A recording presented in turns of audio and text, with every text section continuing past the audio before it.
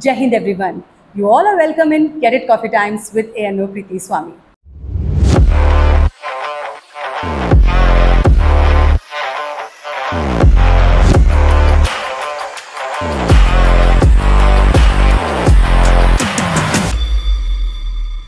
दोस्तों, आज का जो हमारा पॉडकास्ट है वो विशेष करके सारे उन बच्चों के लिए है जिन्हें हिंदी बहुत पसंद है, या वो बच्चे जो हिंदी से भागते हैं, या यूँ कहें जिनके पीछे पेरेंट्स भागते हैं और कहते हैं पढ़ लो बच्चे, हिंदी का टाइम आ गया है, हिंदी एग्ज़ाम की बारी है। तो आज हम अपने पॉडकास्ट में लाए हैं हिंदी से रिलेटेड वो बातें जो आपको सच में हेल्प करेगी। अब बात क्या करेंगे हम इस पूरे पॉडकास्ट में, थोड़ा सा उसका जिस्ट आपको बता देते हैं।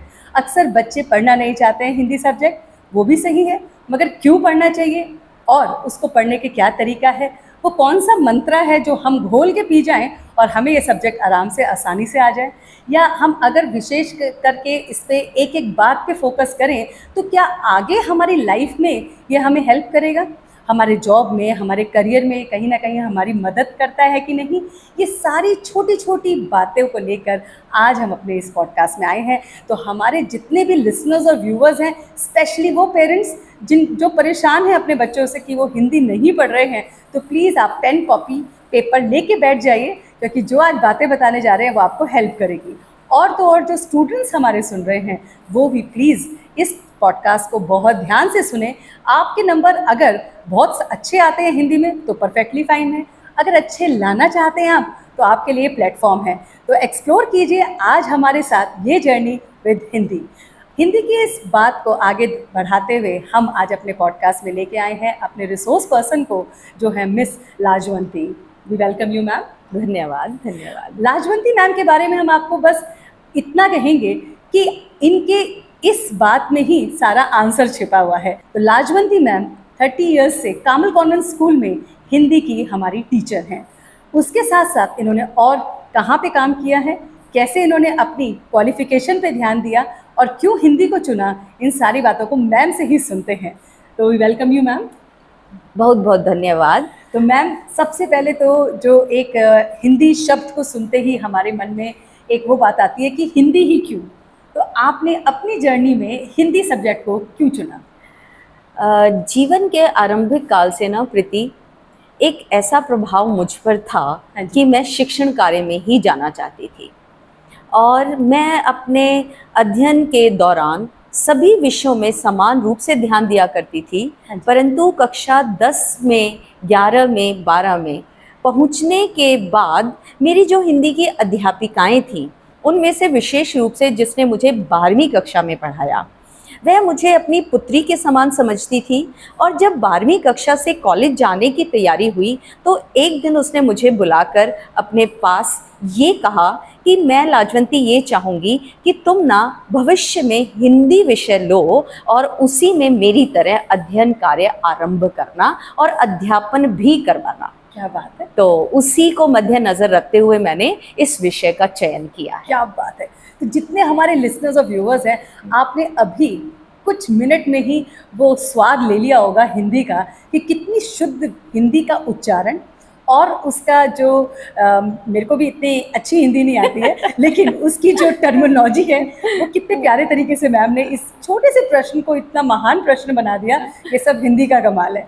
तो मैम, अब हम ये जानना चाहते हैं कि आपने जैसे कहा कि आपने अपनी टीचर की वजह से एक मतलब उन्होंने एनलाइटन किया आपको कि यू शुड मूव अहेड। जी। आपने जब ये डिसाइड कर लिया उसके बाद आपने क्वालिफिकेशन में आपने क्या क्या किया? देखिए, जब मैंने ये निर्णय ले लिया कि मैं अपनी अध्यापिका की बात को मानकर इसी विषय में आगे जीवन में बढ़ूंगी, तो सर्वप्रथम मैंने बीए में हिंदी ली, और साथ में ही रुचि होने के कारण मैंने हिंदी विषय को लेते हुए ही बीए ऑनर्स किया। ओके। और उसके बाद फिर उच्च शिक्षा प्राप्ति की ओर बढ़ाते हुए मेरे पिताजी ने मुझे एमए करवाया। और एमए के बाद मैंने एमफिल किया। तो जैसा कि मैंने कहा कि आरंभिक काल से ही शिक्षण में मेरी रुचि थी, तो मैंने मात्र उस रुचि को ही ध्यान में रखते हुए अपने अध्ययन को जारी रखा, और मैंने बीएड भी की, क्योंकि मेरा मकसद था कि मुझे सिर्फ पढ़ाना है। मैंने अपने मस्तिष्क में ये निश्चित नहीं किया कि मैंने एमफिल कर लिया तो मुझे सिर्फ कॉलेज में ही पढ़ाना है।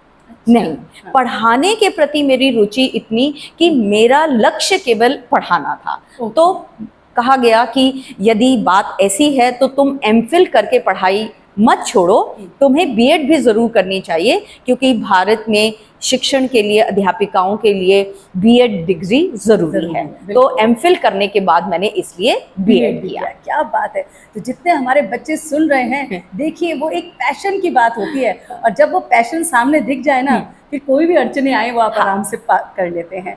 तो मैम अब हम ये बात जानना चाहते हैं कि क्वालिफिकेशन तो हो गई जी, तो क्या आप शुरू से कार्मल में थी या किसी और स्कूल या कॉलेज में आपने भी नहीं प्रीति, कार्मल में मैं कुछ समय बाद आई।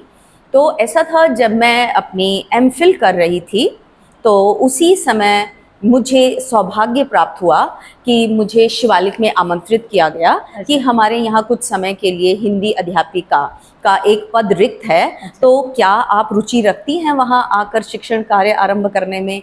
तो मेरी जो है वार्षिक परीक्षा उस समय नहीं हुई थी, पर मेरे पास कुछ समय था, तो मैंने सहर्ष उसे स्वीकार कर लिया और इस तरह से पढ़ाने की जो मेरी यात्रा है वह शिवालिक पब्लिक स्कूल से शुरू हुई। अच्छा। तो कुछ समय वहाँ पढ़ाने के बाद फिर मेरी एमफिल पूरी हो गई, तैयारी हुई कि अब काम करना आरंभ किया जाए। तो मुझे उस समय मौका मिला एसडी कॉलेज चंडीगढ़ में पढ़ाने का मौका मिला। तो वहाँ पर हमें बुलाया गया, पहले हमने अपने प्रार्थना पत्र इत्यादि दिए, फिर उसके बाद हमारा साक्षात्कार हुआ।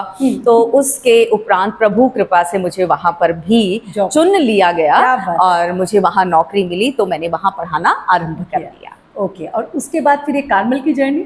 तो उसके बाद क्या हुआ, प्रभु कृपा से मुझे बेटी की प्राप्ति हुई। तो जब मेरी बेटी हुई तो मैंने और मेरे पति ने दोनों ने यह निर्णय लिया कि हम अपनी बेटी को ना शहर के सबसे बढ़िया स्कूल में पढ़ाएंगे। तो बढ़िया स्कूलों के बारे में जब जाना गया तो उसमें कार्मल का नाम भी था। तो हुआ यूं कि उसी को कार्मल में दाखिला दिलवाने के लिए पड़ोसी कहने लगे कि जो साक्षात्कार होता है वहाँ पर बच्चों का, सिस्टर्स होते हैं ना, उनका जो पहनावा है भिन्न होता है। तो ऐसा करो, आप ना बच्ची को कभी कभी स्कूल लेकर जाया करो, जिससे कि ये वहाँ के वातावरण से जो है परिचित हो जाए, और जिस दिन इसका साक्षात्कार होता है तो उस दिन इसे किसी प्रकार की परेशानी ना हो। तो उसी के चलते मैं एक दिन विद्यालय पहुँची। तो उसी समय जो उस समय विद्यालय के प्रधानाचार्य थे सिस्टर लुसेटा, वे भी शाम के समय विद्यालय में भ्रमण कर रहे थे। तो उन्होंने मुझे देखा तो पूछने लगे कि हाँ आप यहाँ कैसे। तो मैंने वही बात उनसे भी साझी की। तो उन्होंने कहा अच्छा तो आप क्या करते हैं। तो मैंने बताया कि मैं इस तरह से शिक्षण कार्य में हूँ।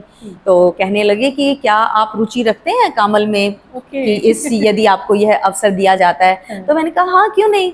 तो कहते आप तो कॉलेज में पढ़ा रहे हैं, तो स्कूल की नौकरी छोड़कर तो कॉलेज में जाते देखा है, पर कॉलेज की नौकरी छोड़कर स्कूल में आना, हाँ स्कूल में आना अपने आप में आश्चर्य। तो मैंने कहा नहीं, मेरा अब मकसद अपनी पुत्री के बाद शिक्षण से है, कॉलेज में मैं पढ़ाऊं ये मेरा उद्देश्य नहीं है। तो यदि मुझे यहाँ पर आप अवसर प्रदान करते हैं तो मैं निश्चित रूप से आपको अपनी सेवाएं प्रदान करूंगी। क्या बात है।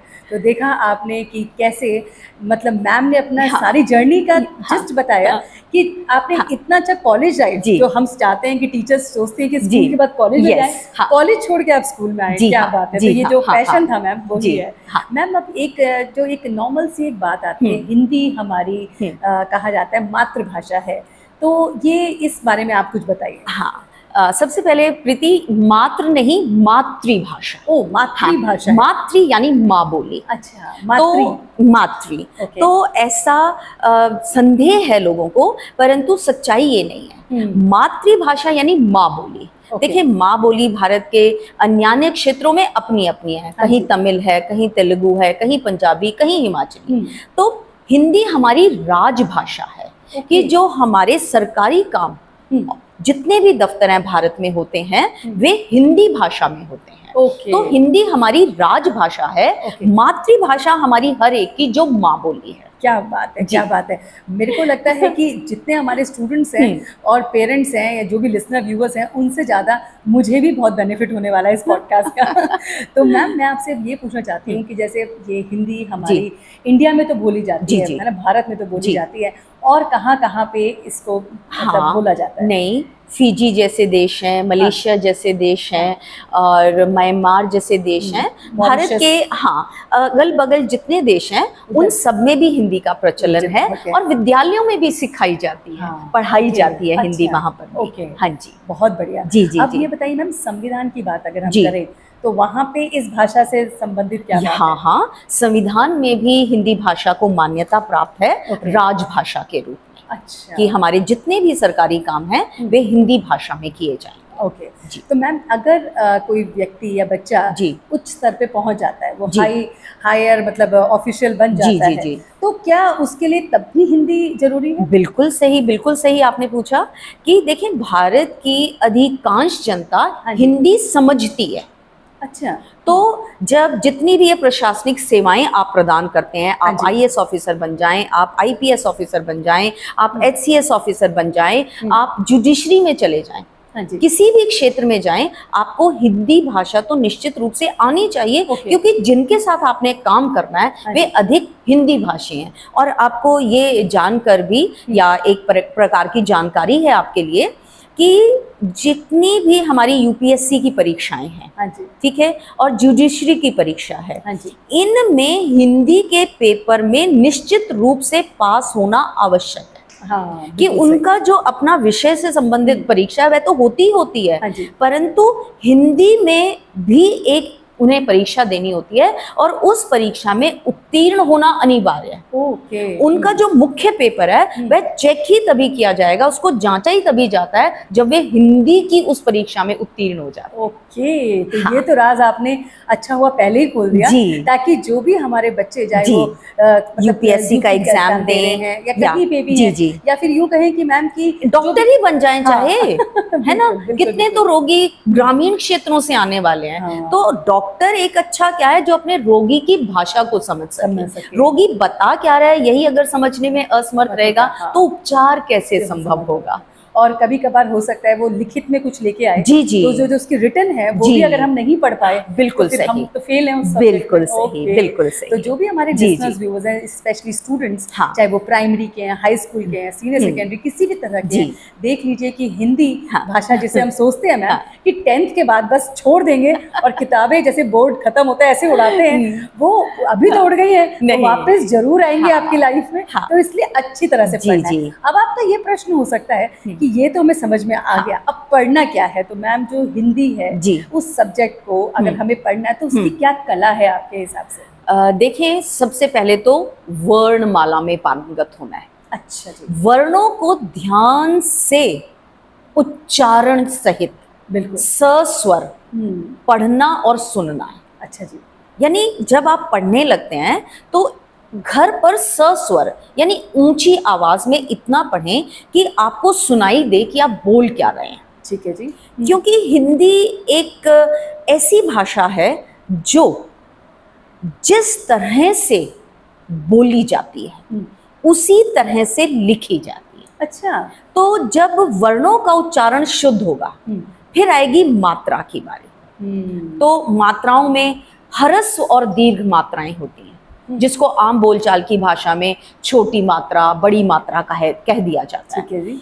तो छोटी मात्रा यानी उसके बोलने में कम समय लगना, और बड़ी मात्रा यानी उसके बोलने में अधिक समय यानी ह्रस्व मात्रा है तो बोलने में कम समय लगेगा, मात्रा यदि दीर्घ है तो उसके उच्चारण में उससे दुगुना समय लगेगा। ठीक है। तो कक्ष में तो ये संभव नहीं हो पाता, इसकी तैयारी घर पर करनी पड़ेगी। ओके। कक्षा में समझाएगा अध्यापक कि ये की, यदि नदी, चुप चूक, परंतु सस्वर घर पर इसके अंतर को यदि अभिभावक बच्चे के साथ बैठकर आरंभिक कक्षाओं में स्पष्टीकरण करें तो आपत्ति वर्तनी में बच्चे को कभी नहीं होगी। ओके। ये आपत्ति कब रहती है कि जब वे निर्माण स्थिति में होते हैं, कि जब भाषा के सीखने के पहले स्तर पर होते हैं, उस स्तर पर इस भाषा को गंभीरता से लेकर वर्ण और मात्राओं को समय देकर अध्यापक के साथ साथ अभिभावक नहीं समझाते। ओके। यानी कक्षा में अध्यापक अपना काम कर रहा है, क्योंकि यहाँ पर भी मैं विद्यालय में देखती हूँ आरंभिक कक्षाओं में जो अध्यापक पढ़ा रहे हैं वर्ष में एक बार उनसे बात होती है निश्चित रूप से, और मैं उनसे जानकारी प्राप्त करती हूँ, तो नियमानुसार वे पढ़ा रहे हैं और समय भी दे रहे हैं। हाँ जी।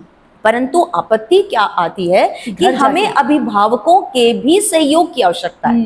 बिल्कुल। क्योंकि अध्यापक के पास तो उस समय एक समय में 40 से 45 बच्चे बैठे हैं और अध्यापक प्राणपण प्रयास करती है उन 45 तक पहुंचने का। क्या बात है। परंतु व्यावहारिक स्थितियां तो स्पष्ट हैं, किसी से छुपी नहीं है। बिल्कुल। पर जब बच्चा घर पहुंचता है तो माँ बाप के पास एक ही बच्चा है और हम भी उनकी मदद करने के लिए तैयार हैं यदि कोई स्थिति ऐसी उनको अनुभव होती है घर पर कि मैं स्वयं स्पष्ट नहीं हूं इस तथ्य को लेकर। तो जब कभी भी उन्हें समय मिले वे अपने बच्चे के माध्यम से अध्यापिका से समय लेकर मिलने के लिए आ सकते हैं। वैसे तो पीटीएम निश्चित की जाती है, परंतु ऐसी व्यवस्था नहीं होती है कि उसी दिन पूछना है। किसी भी समय आप ले सकते हैं। आप किसी भी समय ऐसी स्थिति की अनुभूति करते हैं कि मेरे बच्चे को ये एक नई भाषा सिखानी शुरू की गई है। तो भाषा को सीखने के लिए समय देना पड़ता है और उसका प्रयोग करना पड़ता है। समय के साथ साथ उसका प्रयोग। तो आपने बच्चे को जो शब्द सिखा दिया फिर उसका प्रयोग नियमित रूप से उसके साथ करें। बिल्कुल, है ना, और उसके लेखन का भी अभ्यास उससे करवाएं। अच्छा, हाँ जी, हाँ जी। ये कोशिश जारी रखनी चाहिए अभिभावकों को जो विद्यालय में अध्यापिकाएं रखती हैं। ओके।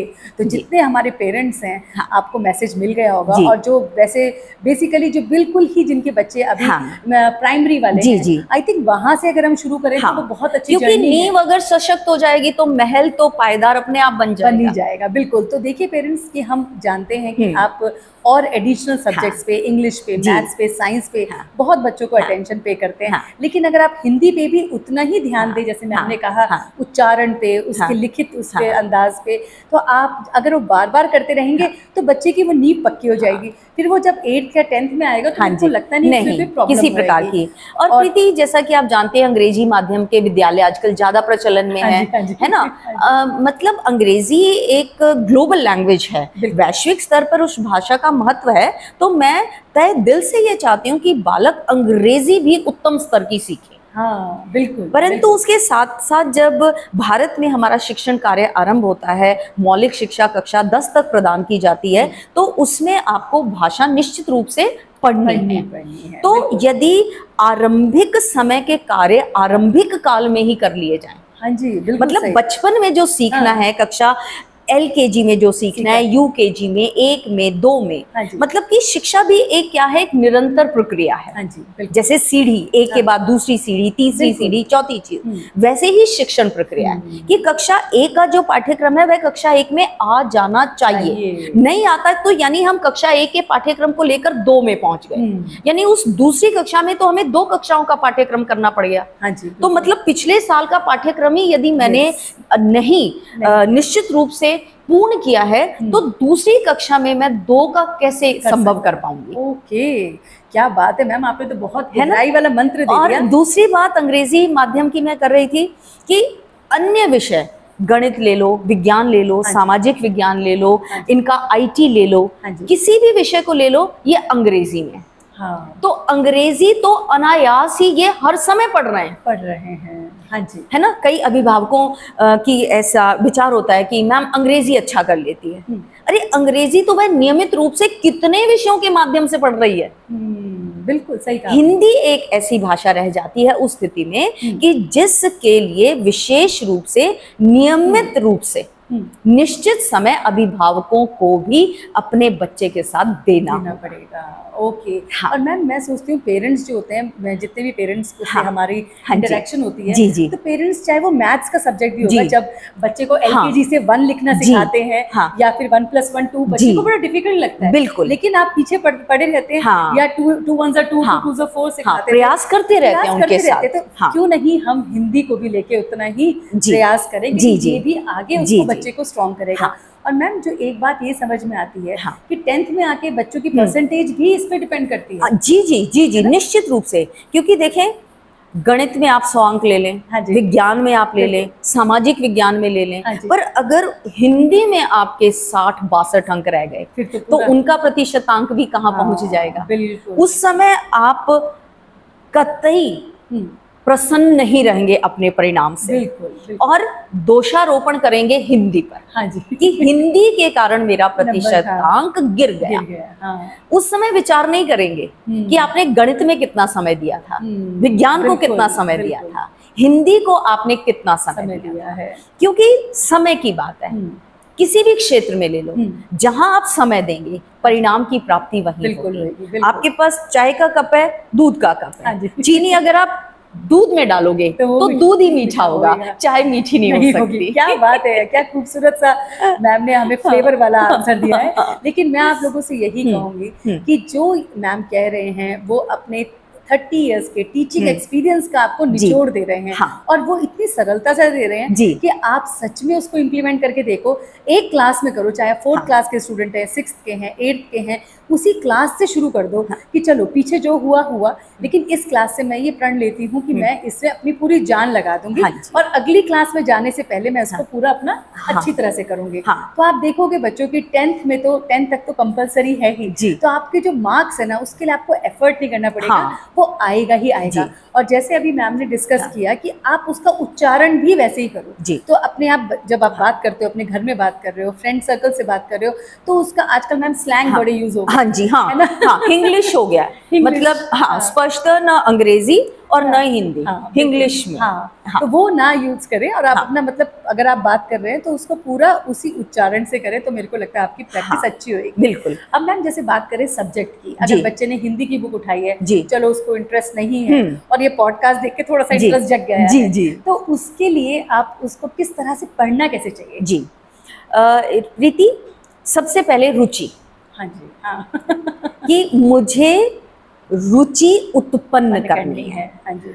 क्योंकि जिस कार्य में आपकी रुचि होती है, हाँ जी, उस कार्य को करते हुए आप प्रसन्न होते हैं और उस प्रसन्नता में, हाँ जी, वह कार्य सहज बन जाता है। हाँ, बिल्कुल बिल्कुल सहज बन जाता है। और नियम वही है जो अन्य विषयों के लिए है। ऐसा नहीं है कि इस विषय को आपको किसी अन्य विधि से पढ़ना। अच्छा, पढ़ने की विधि वही है कि नियमितता होनी चाहिए। कि मेरा भी इतने वर्षों का अनुभव हो गया है और पहले वर्ष से अनुभूति यही रही है कि जिस छात्रा ने कक्षा में ध्यान से सुनते हुए नियमित रूप से 15 से 20 मिनट तक इस विषय को पढ़ने और लिखने में दिए, यानी मात्र पढ़ना पर्याप्त नहीं है कि आप ये कहें मैंने पढ़ लिया, मुझे सब आता है, आप मुझसे सुन लो, आप मुझे पढ़कर सुना दो, मैं भी फिर आपको सुना दूंगी, पर्याप्त नहीं है।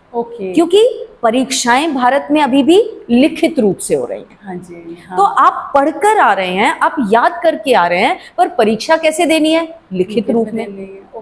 तो यानी आपने तैयारी कैसी की? अधूरी। तो मैम लेकिन फिर वो बर्डन सा लगता है ना, जैसे हिंदी को लेकर, क्योंकि मैथ्स का सब्जेक्ट होता है तो हमें पता है कि मैथ्स वर्बली हो ही नहीं सकता। जी। फॉर्मूले आप लर्न कर सकते हो लेकिन बिना प्रैक्टिस के मैथ्स नहीं हो सकता। लेकिन हिंदी को कैसे प्रैक्टिस करें? सपोज मैंने एक पेज पढ़ लिया, तो फिर उसमें से मैं क्या लिखूं? उस पेज को आपने पढ़ लिया ना, तो आप उसका सारांश लिखो।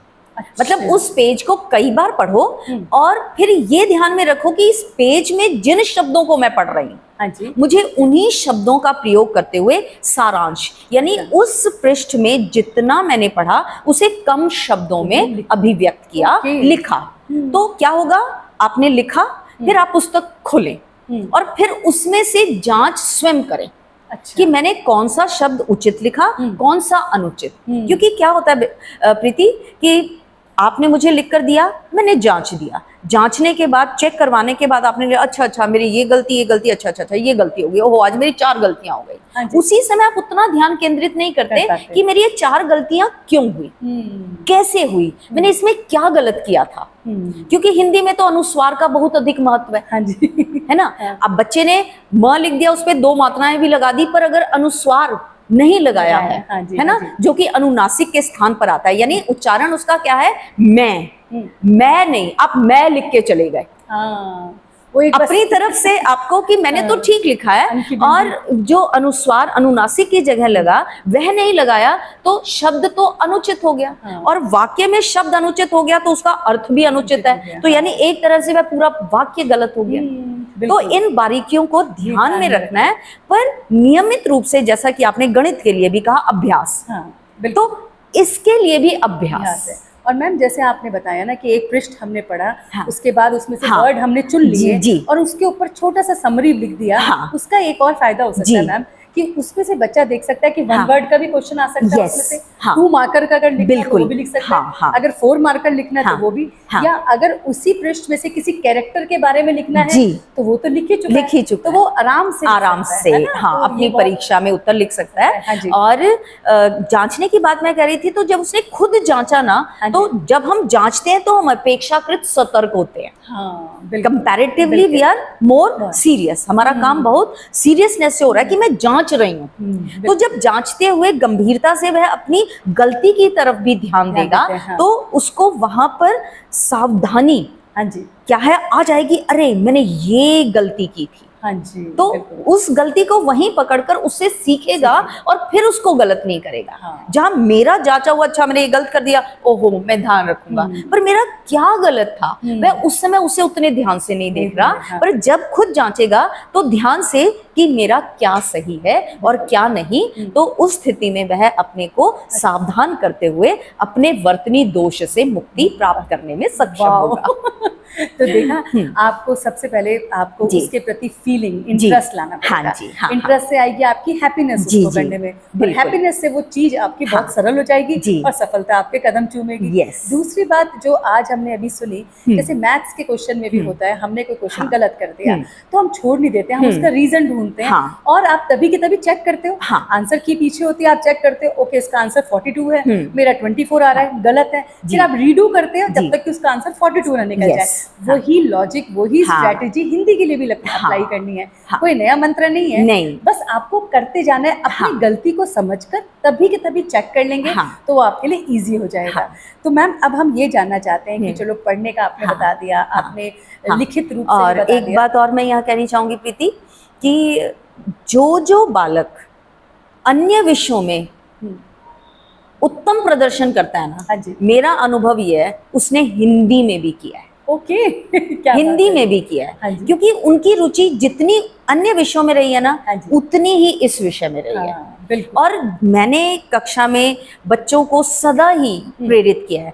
जिस वर्ष यानी नया सत्र शुरू होता है तो पहले दिन हम कक्षा में जाते हैं, तो अपना परिचय, उनका परिचय, अपने विषय का परिचय देते हैं, तो उसी समय उन्हें मैं ये मंत्र बताती हूँ कि बच्चे, अगर आप इस विषय में उत्तम अंक अर्जित करने की अपेक्षा रखते हो ना, तो आपने 2 काम करने हैं। अच्छा जी। पहला, अध्यापिका को कक्षा में ध्यान से सुनना है, यानी कक्षा में एकाग्रता अनिवार्य है। बिल्कुल बिल्कुल, आप ध्यान नहीं भटका सकते। जब अध्यापक ने बोलना शुरू किया तभी आपकी कॉपी खुल जानी चाहिए, हाथ में आपके पेन पेंसिल हो जाना चाहिए कि अध्यापक मुझे जो कह रहा है उसमें से जो मुझे लगता है मेरे लिए नया है, वो मैं उसी समय लिख ले। और फिर जो कक्षा में उसने पढ़ा उतने को घर जाकर दोहरा ले, मौखिक रूप से भी, लिखित रूप से। तो अधिक समय, ये नहीं मैं कहूंगी अब आप घंटा पढ़ो, 2 घंटा पढ़ो, संभव नहीं है, अपने आप में उपहास का विषय है ना, नहीं है बच्चे के पास 2 घंटे हिंदी पढ़ने के लिए, परंतु 15-20 मिनट हर बच्चा निकाल सकता है। है ना, सतर्क होने पर, सावधान होने पर, अपनी दिनचर्या उसने जो निश्चित किया है उसमें जो समय उसे उपयुक्त लगता है कि मैं इस समय सावधान हूँ। और दूसरी बात कि आप जैसे कह रहे हैं कि रुचि नहीं है, तो ठीक है, बिल्कुल ठीक है, जरूरी नहीं है हर विषय में रुचि हो। तो कोई विषय ऐसे होते हैं रुचि जिनमें नहीं हो, क्योंकि जीविका पार्जन का साधन नहीं बनता हिंदी। उनको ऐसा लगता है उस समय कि हमारी जीविकोपार्जन का साधन हिंदी बनने वाला नहीं है। तो मैंने अपने भविष्य के लिए जो सोचा है कि मैं डॉक्टर बनूंगा, इंजीनियर बनूंगा, ऑफिसर बनूंगा, लॉयर बनूंगा, है तो ऑफिसर और लॉयर की कहानी तो मैंने बता दी कि परीक्षा उत्तीर्ण करने के लिए है ही जरूरी है ना। और दूसरी बात यह है कि मुझे इस कार्य को करना है, तो क्यों ना मैं करने का ही विचार करूं। हाँ बिल्कुल बिल्कुल, क्योंकि करने से ही उस काम को पूर्ण होना है और पूर्ण होने से ही मेरी मुक्ति होनी है। हाँ, वरना वो आपके पीछे घूमता रहेगा। और एक और बात हम आई है, इस मुक्ति से याद आई कि एक्चुअली जब बच्चों का एग्जाम का शेड्यूल आता है और एग्जाम के शेड्यूल में वो नंबर ऑफ हॉलीडेज गिनते हैं, तो देखते हैं अच्छा हिंदी में 2 दिन है, तो बच्चा क्या करता है, ये अगर उसको डेट शीट 20 दिन पहले आ गई है तो वो कहता है 2 दिन है, 2 दिन बहुत है हिंदी पढ़ने के लिए, मैं अभी इस पे टाइम इन्वेस्ट नहीं करूंगा, मैं और सब्जेक्ट पे करूंगा। आपका क्या कहना है इस बारे में? नहीं, ये ना उनकी बहुत बड़ी भूल है। बहुत बड़ी भूल है। ये पैर पर कुल्हाड़ी मारने के समान है, क्योंकि वे 2 दिन तो दोहराने के लिए दिए जाते हैं, याद करने के लिए नहीं। बिल्कुल, याद करना यानी परीक्षा की तैयारी तो उससे पहले हो जानी चाहिए। वे 2 दिन केवल दोहराने के लिए, ताकि आत्मविश्वास बना रहे कि मैं इस विषय में भी उत्तम प्रदर्शन करने में सफल रहूंगा या रहूंगी। क्या बात है। तो बच्चों मैं आपको एक सरलता से समझाती हूँ इस बात को।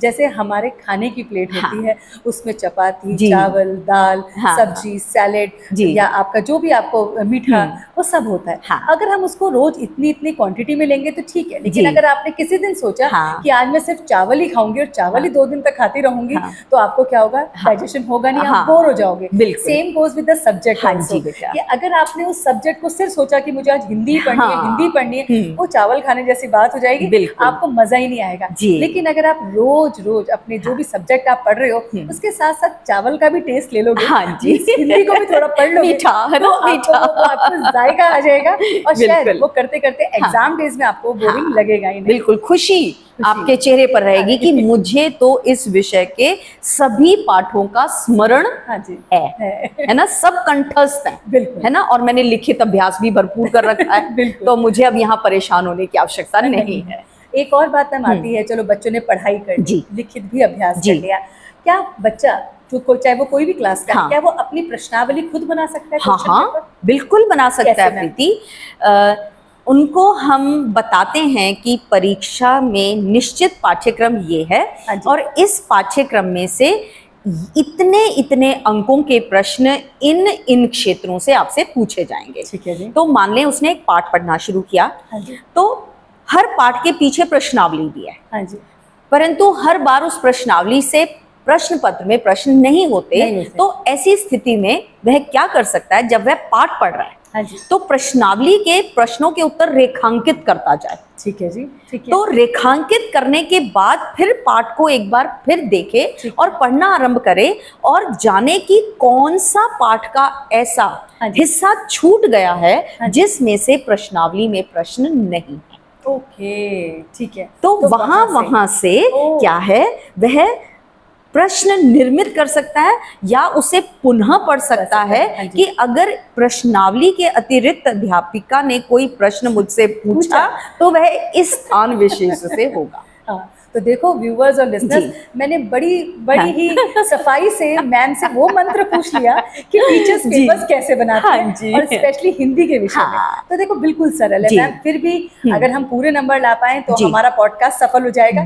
तो आपको सफलता का राज तो बता दिया कि आपने वो गहराई से 1 मार्कर या 2 मार्कर वर्ड्स या कैसे हो सकता है, फिलअप आ सकता है या किस तरह से आ सकता है, वो सारे को अगर आप बना लोगे तो क्वेश्चन कहीं और से आएगा ही नहीं, वो तो है ही उसके अंदर, पाठ से ही है ना। हाँ, पाठेतर नहीं जाते हम, यानी पाठ से परे नहीं जाते। जितना पाठ में वर्णित है, पाठ के प्रत्येक शब्द का अर्थ, उसका सरलार्थ, उसका भावार्थ, यदि बच्चा पहले से ही अपने आप को तैयार कर लेता है तो संभावना ही नहीं है कि वह हिंदी में उत्तम अंक प्राप्त करने में असमर्थ है। मैम यहाँ से उत्तम अंक की बात आई कि हमें पता चला है, आपके ही स्टूडेंट से पता चला है कि आपने वहाँ पे बड़ी सिस्टम बना रखा है कि जो एक बच्चा है जिसको ज्यादा हिंदी के विषय में नहीं पता है या उसका इंटरेस्ट नहीं है, तो आपने उसका बड़ी वो बनाया है जिसको बहुत इंटरेस्ट है और वो किसी भी फ्री पीरियड में या जीरो पीरियड में उसको पढ़ाता है। ऐसा है आपके क्लास में? हाँ, बिल्कुल कि हैं बच्चे ऐसे कि जो पीछे छूट गए हैं तो उन्हें अतिरिक्त सहयोग की आवश्यकता है, मैं भी उनके लिए उपस्थित रहती हूँ। मुझसे भी यदि वे किसी प्रकार की अपनी किसी भी तरह की समस्या विषय को लेकर पूछते हैं तो मेरी तरफ से भी इनकार नहीं है। परंतु कक्षा में कुछ बच्चे ऐसे हैं जो नियमित रूप से अपने हर काम को पूरा रखते हैं, तो उनके पास अतिरिक्त समय रहता है, जैसे 0 पीरियड में, कि अपना निश्चित कार्य करने के बाद वे क्या है उस समय में उन बच्चों को भी, क्योंकि कई बार क्या होता है प्रीति कि हम अध्यापक हैं, हमारे लिए बाएं हाथ का खेल है। हम बच्चों को जब पढ़ाने लगते हैं तो बच्चा वह चीज पहली बार सुन रहा है, तो जो तीव्र बुद्धि बालक होता है, कुशाग्र बुद्धि बालक होता है, वह ये अनुमान लगाने में सक्षम हो जाता है कि अगर इस विषय की ये कड़ी समझ में आ जाए, तो समस्त सरल होता चला जाता है। तो उसको बालक को जिस विधि से बताने में सक्षम रहता है ना, कई बार हम असमर्थ रह जाते हैं। जी, हाँ, ये तो बात आपने बिल्कुल सही कही। क्योंकि मैम जब हम भी बचपन में थे तो दोस्तों की भाषा जल्दी समझ में आती थी और वो ऐसा लगता था अरे ये तो इतना आसान था, बिल्कुल मैम ने इतना लंबा चौड़ा समझाया, समझ नहीं आया। तो मेरे को लगता है वो भी एक अच्छा, क्योंकि हमारे पास उस समय 40-45 बच्चे बैठे हैं, हम उन 40-45 बच्चों के बारे में सोचते हुए एक बात को कई तरीके से कहने का प्रयास करते हैं, पर उस तरीके में से सबसे अधिक प्रभावपूर्ण और सहज कौन सा था, वो उसने पकड़ लिया और उसने भी उसे अच्छी तरह समझ लिया, तो वही वह उस बालक को बताता है जिससे कि उसके लिए भी वह काम सरल हो जाता है। अभी तो मैम हमने वो बातें करी हैं जो क्वेश्चन और ये बुक से रिलेटेड है, लेकिन एक लैंग्वेज का पोर्शन भी आता है हिंदी में, तो उसमें तो कहीं से भी कोई भी विषय ले लेते हैं। चलिए इस टॉपिक पे आप लिखिए, उदाहरण लिखिए, क्या कोई लेटर लिखना है, तो उस केस में बच्चे को वो कौन सा एक्सपीरियंस है, क्योंकि कभी कभी क्या होता है कोई ऐसा विषय आ जाता है बच्चे ने बहुत थोड़ा पढ़ सुना है या समझा है, मगर उसको लिखना एक पेज का है, तो उसके रिगार्डिंग आप क्या कहना चाहेंगे? तो अब यहाँ पर मैं आपको थोड़ा परिवर्तन के बारे में भी बताऊंगी कि पहले हुआ करता था निबंध लेखन, ठीक है, जिसमें बच्चों को अधिक लिखना होता था, परंतु अब क्या है अनुच्छेद लेखन पाठ्यक्रम में सम्मिलित कर दिया गया निबंध के स्थान पर। और उसके लिए मैं बच्चों को प्रेरित करती हूँ, एक तो ये कि जितने भी नवीनतम विषय रहते हैं ना, जिसको कि आप सामान्य ज्ञान भी कह सकते हो, कि जीके, ये जीके है कि आज इस विषय की महत्ता, तो एक तो निर्णय कर ले उन सभी विषयों को सूचीबद्ध कर ले कि आज की तारीख में ये विषय महत्वपूर्ण है। जैसे मैम स्वच्छता हो गई, है ना, स्वच्छता है आपका, जैसे वो आपका स्वतंत्रता दिवस पे आ गया, क्योंकि वो भी होता है। ऐसे ये तो सामान्य विषय है। और अगर आप एक अच्छा अनुच्छेद लिखना चाहते हैं ना, तो उसका तरीका है कि अनुच्छेद लिखने से पहले कम से भी कम 10 अनुच्छेद मैं 15 से 20 बार जी बात है। क्योंकि पढ़ने से क्या है, कल्पनात्मक और रचनात्मक क्षमता का विकास होता है। किसी दूसरे के पढ़े हुए से मेरी खुद की क्रिएटिविटी जागृत होती है। बिल्कुल, क्योंकि अगर मुझे लिखना है तो लिखने से पहले पढ़ना जरूरी है। पढ़ना जरूरी है। मैं जितना पढ़ूंगी उतना मेरी स्मृति का अंश बनता जाएगा। उसके पढ़े हुए से मैं स्वयं निर्माण कला में पारंगत होती चली जाऊंगी, क्योंकि मैं ये जान रही हूँ कि उस विषय पर वह कैसे और क्या लिख रहा है। तो पढ़ते पढ़ते मेरी अपनी बुद्धि, अपनी कल्पनात्मक और रचनात्मक क्षमता का विकास होता है। तो अगर हम जो परीक्षा में व्याकरण से संबंधित रचनात्मक विषय रहते हैं, उन सब के लिए, चाहे वह संवाद लेखन है, पत्र लेखन है, चित्र वर्णन है, विज्ञापन लेखन है, जितने भी विषय हैं, उन सब विषयों में क्या है, पढ़ना अनिवार्य है। तो बिना पढ़े संभव नहीं है कि मैं एक अनुच्छेद लिख पाऊंगी। मैम अक्सर बच्चे क्या करते हैं, वो ये सोचते हैं कि जिस दिन लास्ट पेपर, मतलब जिस दिन एक दिन रह जाएगा, तो मैं बच्चे सपोज 2 दिन की छुट्टी होती है तो एक दिन वो लिटरेचर को देते हैं, एक दिन लैंग्वेज को देते हैं, और जब लैंग्वेज की बारी आती है वो कहते हैं पत्र लेखन, अच्छा यहाँ पे ये लिखना है, ये लिखना है, बीच में तो हम कुछ भी लिख देंगे, लेकिन फिर नंबर नहीं आते। नंबर भी फिर कुछ भी आ जाते हैं। नंबर वे नहीं आते जो सोचे हैं, जिनकी कल्पना की है, फिर वे भी कुछ भी आ जाते हैं। और प्रीति, ये बच्चों को बिल्कुल अच्छा नहीं लग रहा होता। और उनसे पहले हमें अच्छा नहीं लग रहा होगा। एग्जैक्टली, बिल्कुल, है ना, कि हमने कक्षा में जाकर प्रतिदिन उनके साथ परिश्रम किया। हाँ जी, कोई दिन ऐसा, कोई पल उनका ऐसा हमने व्यतीत नहीं किया जिसे वे कह सके अध्यापिका ने मेरा वह समय नष्ट किया।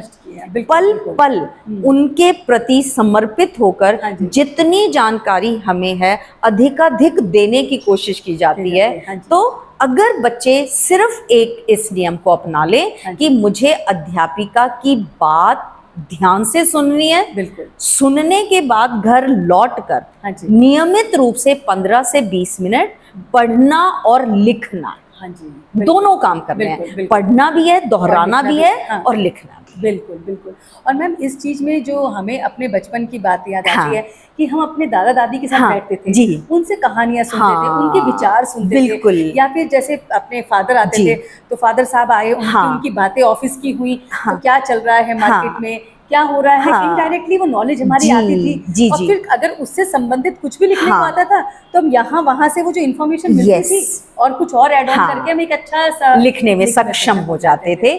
तो अब जैसा जमाना टेक्नोलॉजी का है ना, घर में 5 लोग हैं तो 5 फोन हैं, पांचों अपने अपने फोन में व्यस्त हैं। बच्चे या तो ट्यूशन पर जा रहे हैं या अपने फोन में व्यस्त हैं। माता पिता भी अपने अपने काम में जो है संलग्न हैं, अपने अपने कार्य को कर रहे हैं। तो इस प्रकार का जो संवाद परिवार में हुआ करता था उसकी अब कमी है, और वह कमी हिंदी जैसे विषय को अधिक प्रभावित कर रही है। मैम मैं इस कमी को आपको एक बात कहना चाहती हूँ, अपने जितने भी बच्चे सुन रहे हैं, ये कमी है, हमने माना कि हम अपने फोन में हैं, लेकिन इसको रोकना भी हमारे पास है।